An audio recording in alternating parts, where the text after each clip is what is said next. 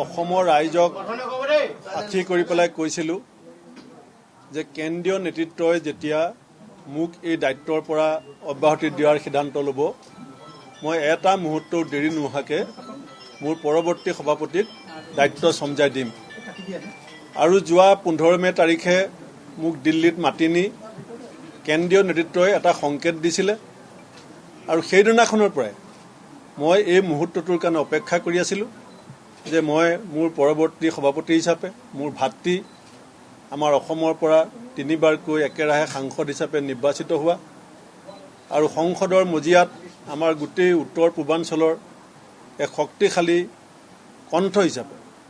ৰাইজৰ অন্তৰ জয় কৰিবলৈ সক্ষম হোৱা শ্ৰীযুত গৌৰৱ গগৈ ডাঙৰীয়াক এই দায়িত্ব আনুষ্ঠানিকভাৱে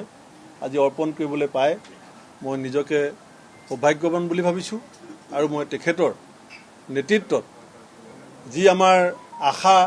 অসমৰ ৰাইজৰ ভৱিষ্যতক লৈ, অসমৰ যুৱ প্ৰজন্মক লৈ, কৃষক শ্ৰমিকসকলক লৈ আমি যি চিন্তা কৰোঁ তাক বাস্তৱিক ৰূপায়ণ কৰাত এই যি আপোচবিহীন নিৰবিচ্ছিন্ন সংগ্ৰাম তাত এগৰাকী দলৰ সতীৰ্থ হিচাপে মই নিশ্চিতভাৱে সৰ্বাতোপ্ৰকাৰৰ সহযোগিতা নিষ্ঠাৰে আগবঢ়াম বুলিও আজি অসমবাসী ৰাইজৰ আগত মই এই কথা ঘোষণা কৰিছোঁ।